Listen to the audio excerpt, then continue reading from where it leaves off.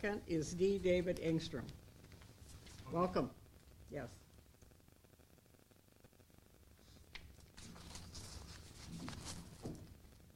Thank you and good evening. My name is Dave Engstrom. I greatly appreciate the time commitment you are all making. Greatly appreciate the rescheduling of the last meeting that we were at. And I know you have to go 3 nights in a row now, but it was appreciated from us. I'm so happy to be invited to this interview process. I have a long history of involvement in public service in our metro area and have served as a metro mayor and as a county commissioner, as well as having served for 4 years on the Metro Council's Parks and Open Space Commission as chair, and that was during the Ted Mondale, Governor Ventura era when I served there. One of the items you have asked me to address is what policy issue would I be most interested in? And I gotta tell you, I get pretty excited about all the issues that the Met Council works on. I've been an avid Met Council geek going back many years. John Boland, I can think of chair people from way back when that I've worked with. But I'm seriously interested in the environmental and wastewater issues. I think that's extremely important. Obviously, parks and trails and open space is a big thing to me, and having chaired that in the past, it's something I've worked on a lot. I'm also very much a huge transit advocate, and being from the East Metro, I'm really anxious to see our BRT line. Working on that. Commissioner White has been working on that pretty actively. That being said, housing is what I'm most interested in. It's something I've spent much of my career on. I've worked for the Minneapolis Public Housing Authority, helping site public housing in the suburbs of, I've worked in Carver and Scott counties with the development authorities there. I was director of the Washington County Housing Authority, and I helped expand affordable housing opportunities there. I know public sector is not the only answer. I worked with private developers, nonprofits on tax credit programs to get affordable housing going. I also worked for Habitat for Humanity, was the director of an affiliate that developed affordable housing. In fact, we've developed what was the most energy efficient affordable housing in the nation. Back in the late 1990s and early 2000s, I worked with then Senator Ted Mondale as he developed the Livable Communities Act and helped find that source of funding. I don't know if you all know the story on that, but it came from mosquito control. So what have I done to advance equity is one of your questions. Housing is the answer. I worked very, very hard on that throughout my career. I'm thinking as we move forward with the One Minnesota agenda, one of the most important things we can do to ensure we have adequate housing opportunities for people all across the economic spectrum. I believe there are many things that could be done from a policy perspective to encourage more development of affordable housing in our metro area. And as for the amount and type of engagement you can expect from me, I'll do whatever it takes. I'm a lifelong resident of the metro area here. I'm familiar with the work that is needed. I followed the Met Council for many years, and I would be greatly honored to serve as a member of the Met Council. Thank you. Anyone have any questions? If not, we appreciate your time. Thanks for waiting a week. Okay, Francisco Gonzalez.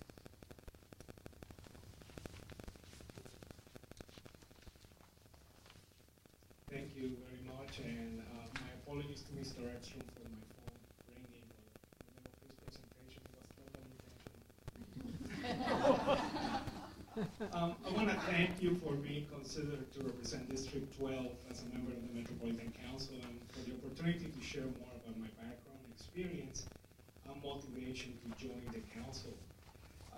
Let me mention just briefly some of my academic and professional background. I have a law degree from Hamlin University School of Law in St. Paul, in addition to a master's degree in history from Minnesota State University in Mankato, and a bachelor's degree in history from the University of Puerto Rico in Key West. And I'm currently licensed to practice law in Minnesota and in Kansas. Currently, I'm the director of the Office of Equality and Civil Rights for the Minneapolis Public Schools. And prior to that, I was the executive director of the Office of Equal Employment Opportunity at Wichita State University in Kansas. Other work experience that I have include working as dispute resolution specialist with the Minnesota Department of Labor and Industry, and as a financial assistance specialist with Stewart County Human Services in Mankato. I am a native Spanish speaker with hopefully near native English language fluency skills, and I'm working hard in learning Arabic, so hopefully I can get better on that someday, inshallah. I was asked to address 3 main points during this presentation, and I will just proceed to do that. As far as my motivation to apply for the council, I was motivated after the election of Governor Walz, after he articulated his vision of One Minnesota, recognizing that, and I quote, disparities in Minnesota, including those based on race, geography, and economic status, keep our entire state from reaching its full potential. I saw these priorities reflected in the Met Council's Thrive 2040 plan, which sets out the Council's mission of working towards sustainable growth that embraces all our stakeholders. I fully agree with the Governor and the Council's vision and want to contribute to achieve these goals. From the perspective of District 12, which covers part of the East Metro, transportation is a major issue. I am a firm supporter of this expansion of the Gold Line rapid transit bus system and also of the proposed Red Rock corridor. And I have to repeat that several times, make sure I could say Red Rock really well. I am particularly interested in working on transit-oriented development initiatives, promoting sustainable growth without sprawl, with limited impact to our environment while maximizing the opportunities provided by existing infrastructure and by the changing demographics of the district. The amount of engagement and type of engagement that will commit as a council member, I will certainly work to engage in open and frequent communication with all our stakeholders of my district. Will request their feedback and perspectives, and I will use the whole range of tools available from social media to in-person listening sessions when possible to connect with the folks from District 12. I believe in the mission of the Met Council and will make sure to be present at all the meetings of the Committee of the Whole. I am also interested in serving on the Equity Advisory Committee, the Litigation Review Committee, and the Community Development Committee. Regarding equity, I believe that equity involves creating a safe and productive environment that facilitates full participation by all stakeholders. As a long-term resident of Cottage Grove, I have volunteered in several equity-related capacities, including being chair of the Cottage Grove Human Rights Commission. I also serve in the Region 9 Development Commission in South Central Minnesota and the St. Peter Human Rights Commission. Let me conclude by saying that while trying to reach consensus on complex issues or diversity can make the process a messy one. This might even cause conflict and friction. But we are never smarter, more efficient, kinder, or more patriotic than when we embrace everyone and allow everyone to contribute. And this is what I hope to do as representative of District 12 before the Met Council. So thank you. Anyone have any questions? Thank you. Thank you. Our next applicant is Julie O's.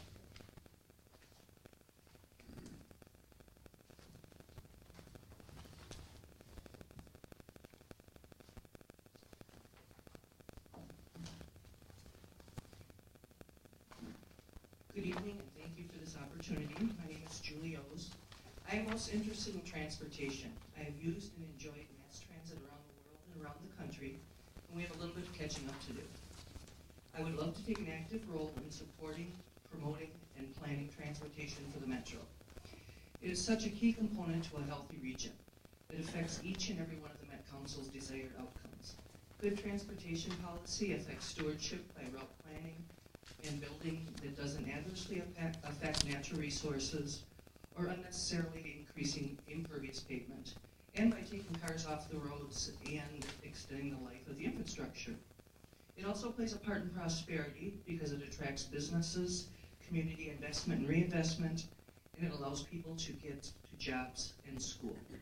Good station site planning results in transit-oriented development, which in turn increases investment in businesses and housing choice around the station. It's important for equity in that it allows a way for all persons to access jobs, school, shopping, medical care, regional amenities, and recreation.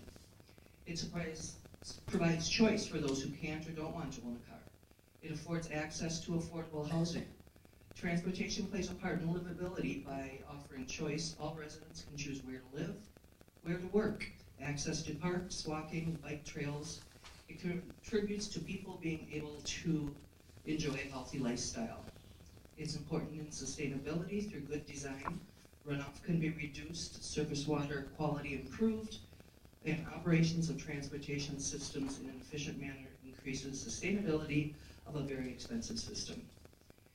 I support transit as a whole for the region, but also support strongly the Gold Line BRT so that the county can remain connected to the growing regional transportation system. Also, with extended service times, this would advance equity for those who rely solely on metro mobility. Expanded hours would greatly improve their life choices and livability. This corridor will be a lifeline for economic development, attracting new jobs, skilled labor, and private investment. Another important aspect of transportation are road improvements. This is especially important for I-94, 494, 694, major corridor that needs, sorely needs congestion relief and improved safety. As far as engagement goes, I would be an engaged member just as I have for the past 12 years on City Council. When constituents contact me, I contact them back and help with or explain whatever issue they find. I myself have experienced frustration when trying to contact elected and appointed officials to no avail, and I don't like it. That does not apply to Lisa. When I comment to something, I commit. At a recent event, a prominent community member described me as someone who, in her own unique way, is the hardest working civil servant he has ever known, and a good teamer as well. I hope he meant unique in a good way. I prepare for and attend all meetings. I conduct myself in a professional, participatory, and consensus-building manner.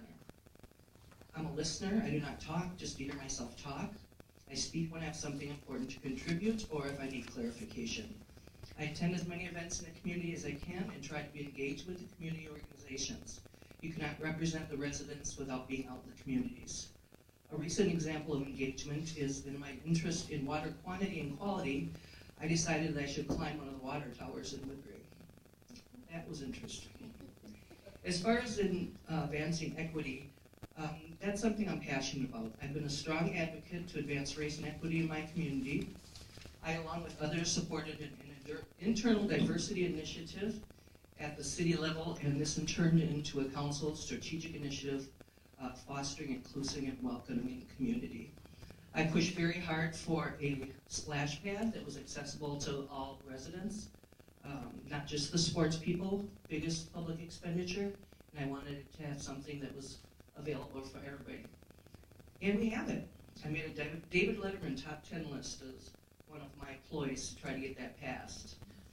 As far as equity, I may look like a white female, and while that's true, I have personal experience in equity due to the fact that my husband of 25 years is black. Way back when, it wasn't a comfortable situation. We were called names, given dirty looks, and felt unwelcome in many places. We moved to Woodbury, we called it Whiteberry, and my husband was followed at Target because they thought he was going to steal. I just assumed everybody enjoyed the same things. Dating my husband, I said, let's go ice skating. What? He doesn't ice skate? How can you not in Minnesota? Fishing, I bought him a rod. He wouldn't bait the hook and he broke the rod. To wrap up, I think I'm the best candidate for this position. I have relevant and current experience in the issues, having been involved with them until a few weeks ago. I have time and energy to go all in. I thought long and hard about applying, hence my last minute application. I've read all 188 pages of Thrive 2040, and the more I learned, the more I knew that this was a position for me. I strongly believe in One Minnesota, and we need to advance opportunities in all aspects for all people. Thank you. Sorry to go over. Any questions? Questions? No? Sorry. Guess not? All right. Thank you.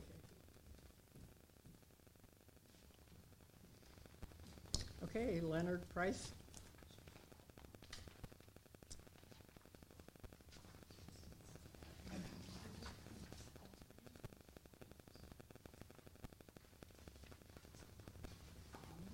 Welcome. Thank you. Good evening. This is a tough select group to try to compete with. Not that we're all in the game here, but why don't we just forget about all the other candidates for the other districts and just make this group be the core group? We've all got the same good goals. Be an echo here, I'm sure.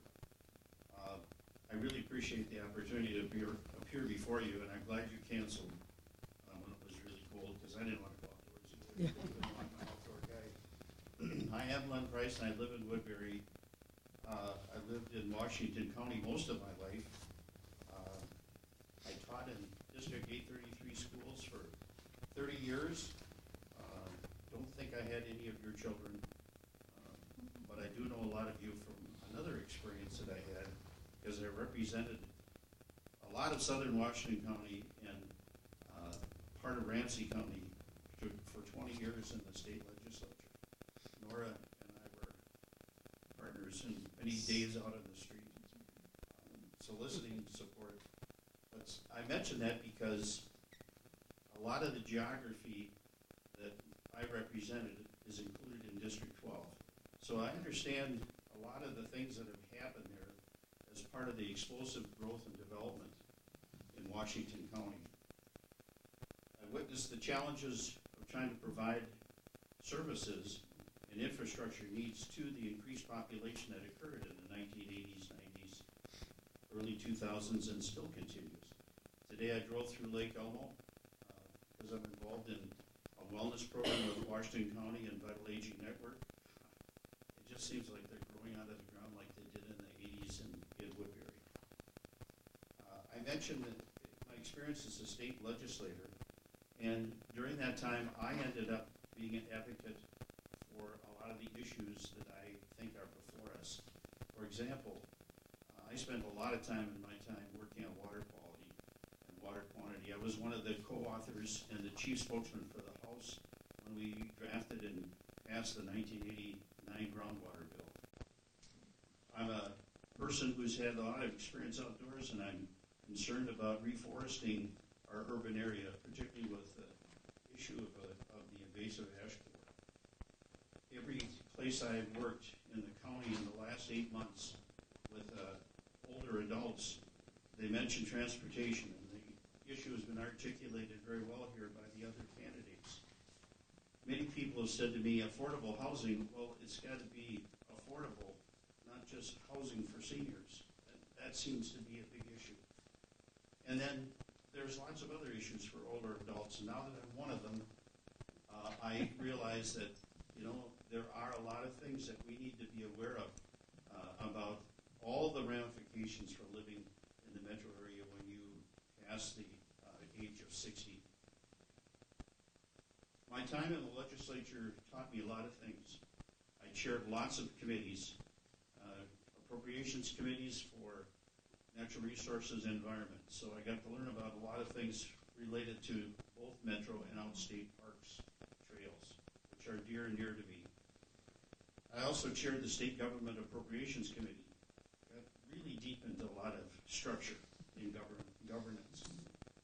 The last job that I had before I retired was I was the executive director of an AmeriCorps program in Minnesota called Conservation Corps Minnesota and Iowa. And when I took it over, we only had 125 participants each year. When I left, we we had over 600. The program was designed to engage young people and young adults in outdoor natural resource work.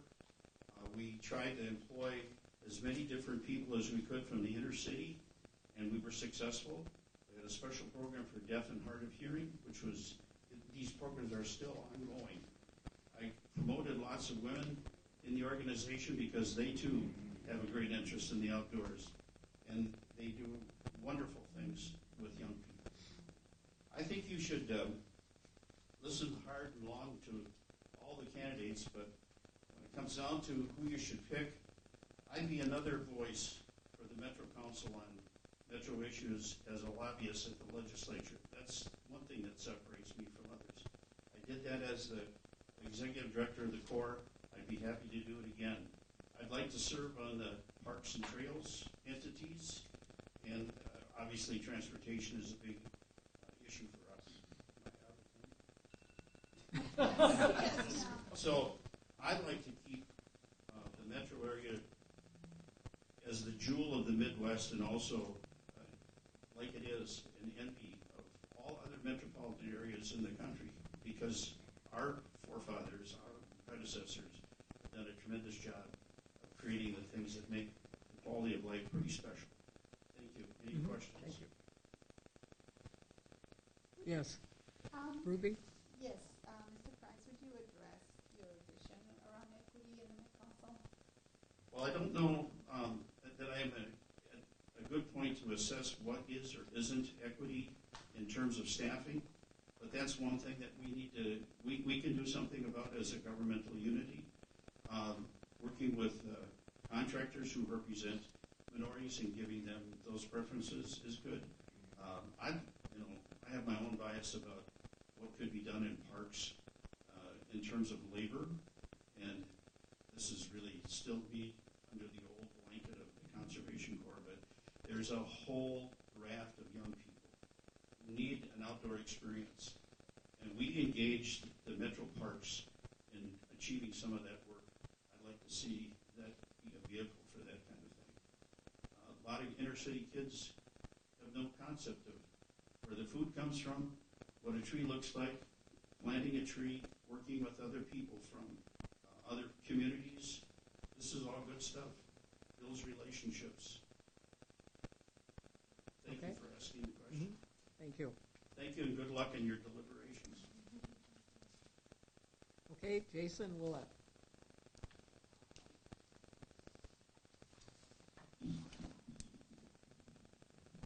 Thank you, Madam Chair, and members. First, I want to answer the question that my friends have asked me, is what is it about retirement, Jason, that you really don't get? The reason they asked me that is because I was an employee here for 22 years and just finally retired last year. I rose up through the ranks to finance director and assistant general manager for MCS. During the time I was manager and director for about 15 years, I led MCS capital borrowing, about $1 million, revenue raising through fees, and budgeting. Also, in my later years, I led for the whole council energy and sustainability work that I'm quite proud of. Madam Chair, I have lived in the metro area for 39 years, in District 12 for about 30. I have friends all over this place and care deeply about the St. Croix Valley community and communities all over the entire metroplex. I was elected and served on the Afton City Council. I raised my children there. I'm now watching 3 grandchildren take their first steps in Stillwater, 1 going on 2 in Minneapolis. In this place, we need to keep and improve our quality of life for all of us, to ensure this place is attractive to our children and our grandchildren, and for our new neighbors too. As council staff, I was involved in some of the Thrive MSP 2040 formulation and outreach. We must do more to advance that Thrive vision in all of its aspects. Simply put, I have more to give back. I have unique and I hope valuable expertise in the public, private, and volunteer sectors, and in collaboration among them.